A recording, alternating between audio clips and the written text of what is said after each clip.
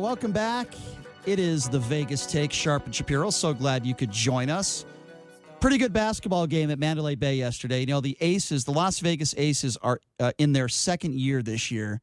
Not only did they make the playoffs, but they competed for a championship, a WNBA championship. And the guy we have with us on the line right now is not only the coach of the Las Vegas Aces, a former coach of the year in the WNBA, and, of course, an NBA champion with the Detroit Pistons. That'd be Coach Bill Laimbeer. Coach, thank you so much for joining us. How are you? Hey, Coach. A little tired and disappointed, but okay. Understandable. Well, Coach, let's start with the I positive. appreciate the honesty. Let's start with the positives, Coach. I think it's really important. You said last year, the first year of this franchise here in Vegas, it couldn't have gone any better. You said the same thing about this year, and one of your big goals was not only making the playoffs, right, but winning in the playoffs, and you were able to do that in the last series before the Mystics. So even though it does hurt, and I'm sure everyone is hurting a little bit from the loss last night, you must be really proud of what you've accomplished here in 2 years. Well, yes and no. Where the franchise was to where it is today is phenomenal. It's light years ahead of its time. But still, you can't get over, we had a chance. If we had taken care of some of our mistakes to move on, get to the finals, didn't happen. But overall, yeah, I'll take it. The fan base got energized this year, and everybody saw what a good team we have. No question. I have to ask you this, because a big game in that series was, of course, Game 1, where I thought Plumlee got fouled, and I think everyone in the arena thought Plumlee got fouled. And I don't want to make excuses for your team, and I know you don't want to do that either. But certainly, I'm sure you would admit, that was a huge game. Look, officials make mistakes. You know that. But what do you make of that situation? Because I thought that was a big turn in the series. Well, actually, the mistake that they made was not acknowledging my timeout. Right. And put us in a transitional situation where you have to just get a shot up. I understand the non-call. It's happened before where the offensive player jumps into the defensive player. Sometimes they call it, sometimes they don't. That's basketball. But not acknowledging the timeout so we can get a set play, that was the mistake the league admitted to. Mm-hmm. I want to talk a little bit. Let's talk a little bit about last night's game. You talk about, A'ja Wilson, right? Second-year player in the WNBA, and you said yesterday in the press conference you're going to live and die by her, and I don't blame you for saying that. But you also did bring up something interesting as far as conditioning, and I'm not just singling her out. We see that in the NBA, right? We see that in every level of basketball where sometimes some of these professional athletes are not in the condition they need to be. Now, you as an NBA player, you always seem to be in pretty good condition yourself. What do you make of that situation, and do you think she's just young and she'll learn and she'll get in better shape and she'll be ready next time? I hope so. That was the message being sent is, this is when you get to be a team like a good team like we want to be and we are, you have to play that hard every second of every day, especially when you get in the playoffs. It's even enhanced more. You have to enter the season in great shape. You have to work on your game in the offseason. You always have to improve. If you're stagnant, then the league passes you by. And I think that A'ja, for various reasons, played basketball, never had a break, and now she had a break and didn't quite work on her game. So it caught up to her. But at the same time, it's a great learning experience for her. Most improved player this year, in your opinion? For our team? Yep. Oh, wow. Hamby won 6th Woman of the Year, but, that's because she got more time and she worked really hard. She still has a long way to improve on her game. You'd have to go with Hamby, I guess, because she had the most success. Plum found it near the end. I think that was a big positive for her future. But for a consistency factor, I'd go with Hamby. If you're just joining us, Aces head basketball coach Bill Laimbeer, second year, went deep in the playoffs, wanted to go deeper, but a really fun atmosphere. Coach, let's talk a little bit about the fans. I know you've praised them throughout the year, the last couple of years.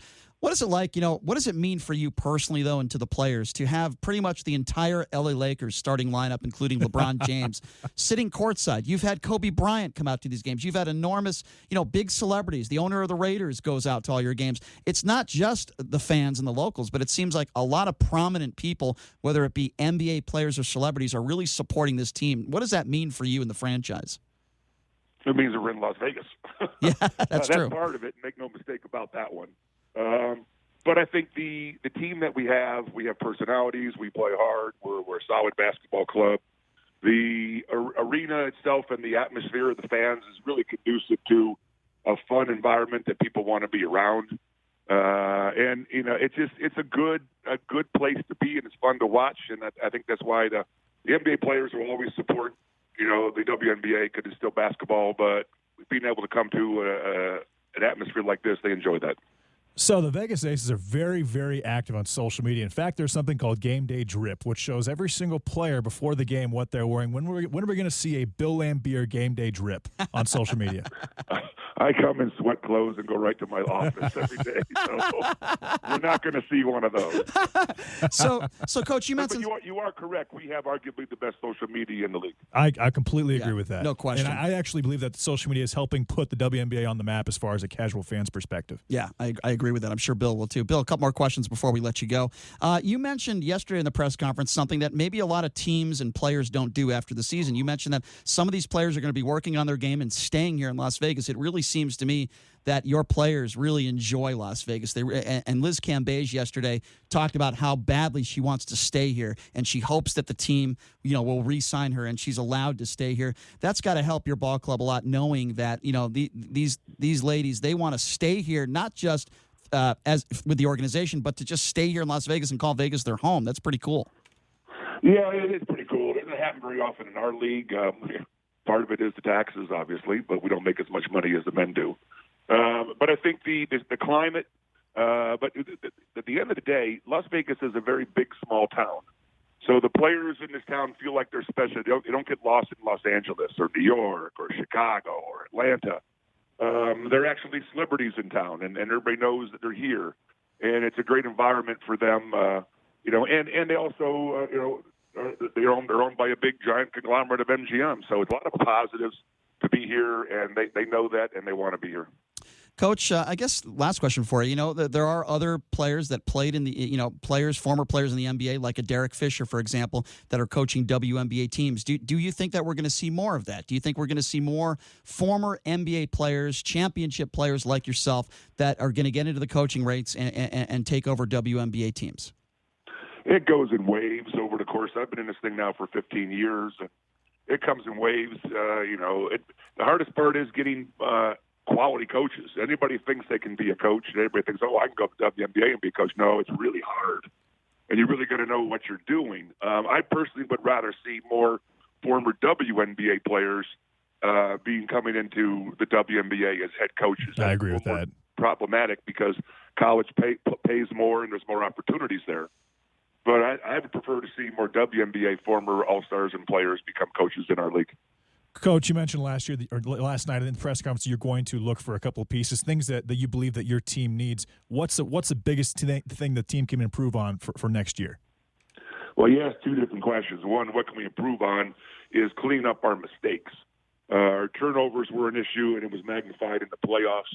Other than that, finishing each individual player working on parts of their game to complement the rest, I think is going to be a huge part of it. But overall, just, I need a 3-4, a mobile 3-4 that can guard a 3 and a 4 position, and probably a backup too.